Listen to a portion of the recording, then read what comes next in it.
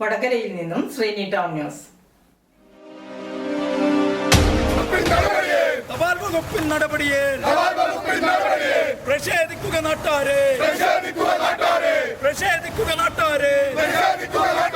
പ്രതികരിക്കുക അവസാനത്തെ ഉദാഹരണം എന്നുള്ള നിലയിലാണ് വടകരയിലെ RMS ഓഫീസ് കോഴിക്കോട് ഓഫീസുമായി ലയിപ്പിക്കുന്നതിന് വേണ്ട തീരുമാനം തപാൽ വകുപ്പിന്റെ ഒത്താശയോടുകൂടി റെയിൽവേ വകുപ്പ് എടുത്തിരിക്കുന്നത്.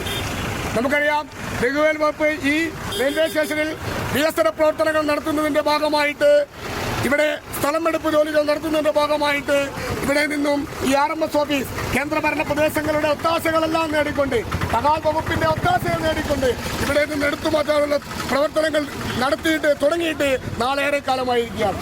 അതിലേറ്റവും അവസാനത്തെ ഉദാഹരണം എന്നുള്ള നിലയിലാണ് ഇവിടെ ഈ പ്രവർത്തനം ഇന്നീ കാണുന്ന നിലയിലേക്ക് 42 വർഷത്തെ സേവന പാരമ്പര്യമുള്ള ഈ ഒരു ഓഫീസ് ഈ കാണുന്ന നിലയിലേക്ക് അധപ്പതിച്ചു പോകാൻ വേണ്ടി നമുക്ക് കാണുവാൻ വേണ്ടി സാധിച്ചത്.